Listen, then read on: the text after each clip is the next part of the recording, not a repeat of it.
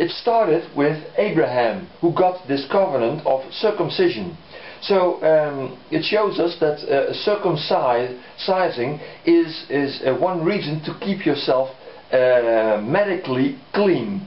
So and God made a covenant based on this with Abraham to start with, to be clean on this part. Because if you don't, you carry all kinds of diseases with you. And also nowadays medical science proves that the covenant of Abraham, which Abraham got from God, is medically sound and was a law, or a law that was given to Abraham before Moses got the laws, to be sexually clean. And because Moses later on became the rest of the hygienically clean laws, and God had planned himself to separate from the rest of the people a clean people, a group of people who were clean, the Jewish people. And because the rest of the people in those days were not clean at all. I mean, if you look at the ages back then, they did not become old, because they had all kinds of behavior which led to unclean behavior and unhygienic circumstances. And so people in those days died relatively early. But the Jewish people, by means of this kind of measurements, circumcision and all the rest of the hygienically clean laws, washing and scrubbing all things, they became a clean people. They still are till this moment, till this day. So in medically scientific area, also this law makes sense. Okay. There's another aspect. Why on the 8th day? Because we read it just. At the 8th day, a baby had to be circumcised. Well, at the 8th day, the blood coagulation is at the highest rate. Because, and we know that now, because we have the science, medical science has investigated this, because there is the highest level of prothrombine. And prothrombine is a pre-enzyme that is makes if you're bleeding, yeah, then prothrombine makes that you stop bleeding. So at the 8th day, yeah, the blood coagulation is the highest, because the highest prothrombine level in your blood at that moment, and the rest of your life it's lower than the 8th day of your life. So a baby at the 8th day has the highest level of prothrombine, and this is necessary for coagulation of your blood.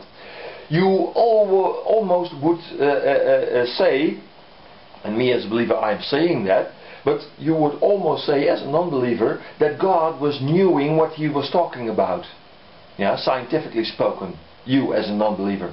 So it should make you think, yeah. Me as a Christian, I know that God knew what he was talking about, because he invented that rule, and he invented human beings and their bodies. So he knew how it functioned. Yeah?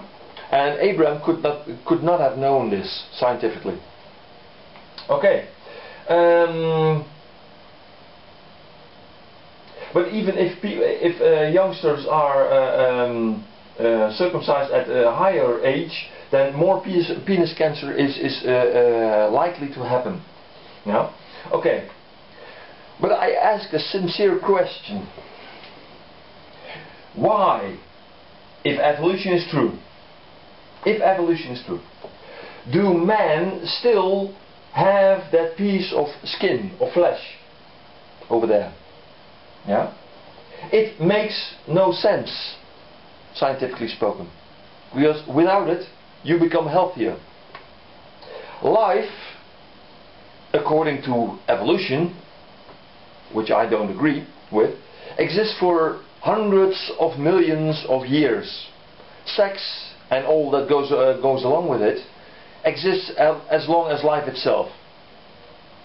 Well, if circumcision is a healthy measurement, why in the first place evolution, technically spoken, is that piece of meat still there? I mean, evolution, if you believe in it, evolution could produce immune system, which are very high tech. It could produce, according to evolution, seeing eyes. Yeah, it could fins with fish turning into legs and back again, according to evolution, at least.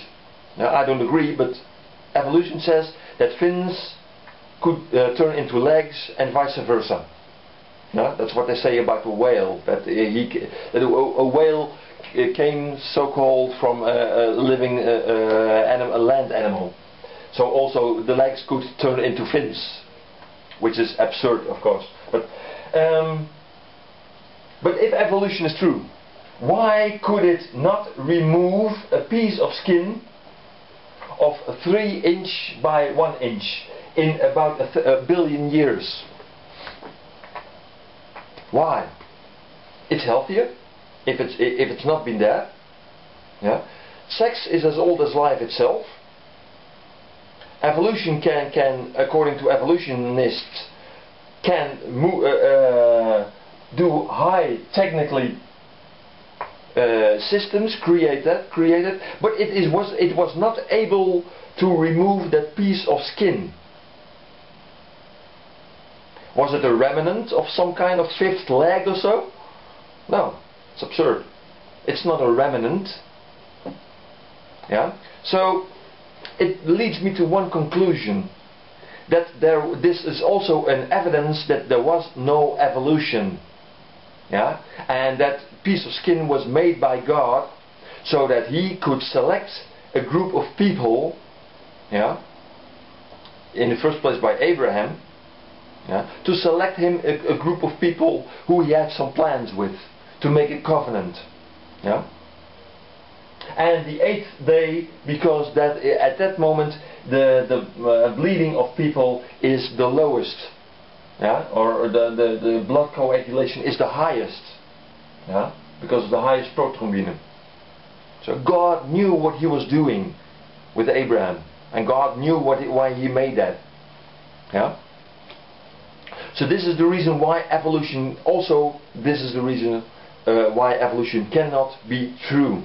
It's a lie, even on this. And man, you are, every man in this world is, who's not circumcised, is confronted daily with proof of a false evolution. Yeah? There is no evolution, guys and girls. By the way, circumcision of women. The Bible mentions nothing about circumcision of women. Circumcision of women is mutilation and should not be practiced. Yeah? If man gets circumcised, that's healthy. Yeah? Both for women and for men. We saw that less sicknesses with men and women are about to happen if men are circumcised. But circumcising women has no advantage at all. It's just mutilation and hurting the ladies. Yeah? Without any reason, logically reason. So okay, also circumcision proves that the Bible again is right and evolution cannot have been happened. Okay, think it over, guys and girls. Have a nice day.